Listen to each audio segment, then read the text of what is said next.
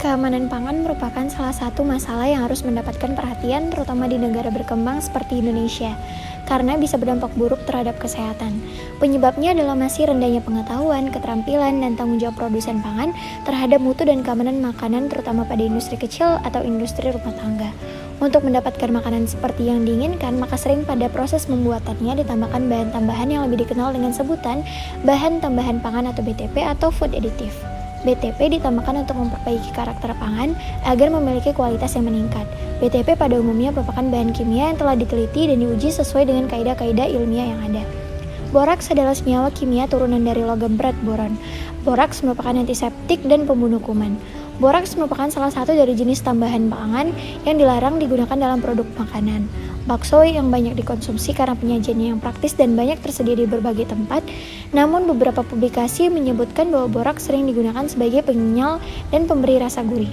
Badan Pengawas Obat dan Makanan menyatakan bahwa bila boraks diberikan pada bakso, akan membuat bakso tersebut sangat kenyal, warna cenderung agak putih, dan memiliki rasa gurih. Kurangnya edukasi dan harganya yang murah menyebabkan para produsen nakal lebih memilih menggunakan boraks sebagai bahan tambahan makanan tanpa melihat efek buruk yang akan terjadi kepada konsumen.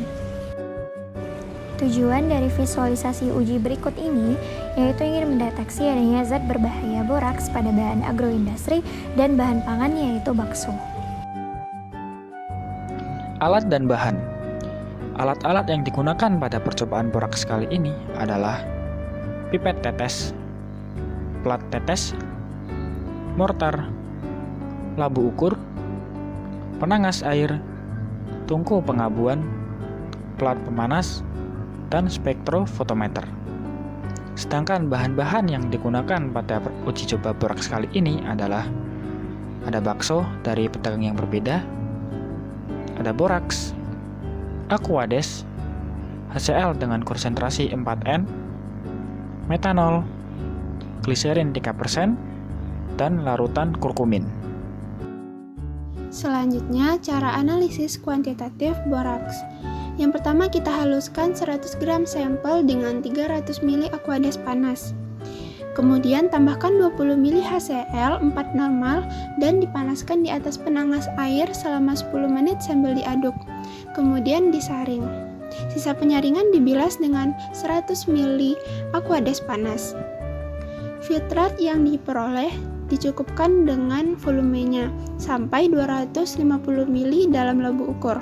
Selanjutnya, pipet sebanyak 50 ml ditambah 75 ml metanol, kemudian didestilasi pada suhu 85 sampai 90 derajat Celcius selama 110 menit. Dan destilat ditampung dengan 10 ml gliserin 3%. Distilat yang diperoleh dipanaskan pada plat pemanas sampai kering.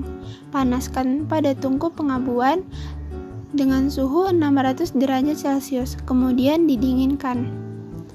Tambahkan dengan 10 ml larutan kurkumin dan panaskan pada suhu 55 sampai 50 derajat Celcius sampai kering. Kemudian tambahkan etanol sampai 25 ml, dibiarkan 1 jam dan selanjutnya diukur absorbansinya dengan spektrofotometer pada panjang gelombang 524 nanometer. Panjang gelombang maksimum dan kurva standar boraks diperlukan untuk mencari konsentrasi boraks dalam sampel. Panjang gelombang maksimum ini menggambarkan panjang gelombang yang memiliki nilai serapan yang maksimum pada rentang 400 sampai 600 nanometer. Boraks dalam bentuk asam borat akan terikat oleh kurkumin sehingga membentuk kompleks boron sianon kurkumin yang berwarna merah ceri. Kompleks warna tersebutlah yang dimanfaatkan untuk mengukur kadar boraks menggunakan alat spektrofotometer. Salah satu reaksi yang digunakan adalah kurkumin. Konsentrasi kurkumin yang digunakan sebesar 0,125% yang berdasarkan penelitian terdahulu bahwa pada kisaran 0,100% sampai 0,150% kurkumin dapat larut sempurna dalam asam asetat tanpa proses penyaringan. Analisis kuantitatif boraks pada bakso yang dilakukan oleh Suseno tahun 2017 didapatkan hasil sebagai berikut. Konsentrasi boraks terbesar terdeteksi pada sampel B1 dan terendah pada sampel B2 berturut-turut yaitu 244,375 mg per mililiter dan 129,375 mg per mililiter. Sedangkan untuk kontrol positif, konsentrasi boraks terdeteksi pada 3.261,875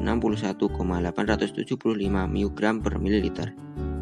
Salah satu faktor yang menyebabkan berkurangnya konsentrasi boraks pada bakso yaitu adanya proses perebusan. Hal ini disebabkan karena sifat boraks sendiri yang mudah larut dalam air dan kelarutannya meningkat seiring dengan meningkatnya suhu air.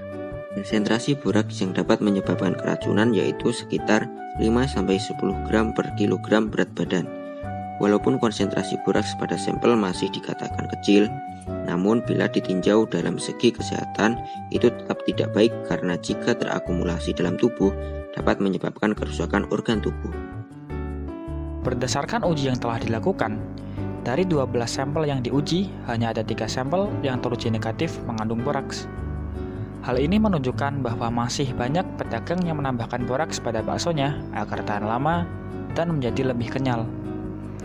Tentu saja, hal tersebut bukanlah hal yang baik. Walaupun konsentrasi boraks dalam sampel terbilang kecil, namun hal tersebut tidak mengubah fakta bahwa boraks masihlah berbahaya untuk dikonsumsi. Jika konsentrasi yang kecil tersebut terus dikonsumsi, maka suatu saat akan terkumpul dan terakumulasi dalam tubuh. Pada akhirnya akan menyebabkan kerusakan pada organ. Oleh karena itu, diperlukan edukasi lebih lanjut mengenai bahaya boraks serta bahan alternatif pengganti boraks yang lebih aman dan sehat. Sehingga diharapkan penggunaan boraks akan berkurang hingga tidak ada lagi pedagang yang menambahkan boraks pada bakso mereka.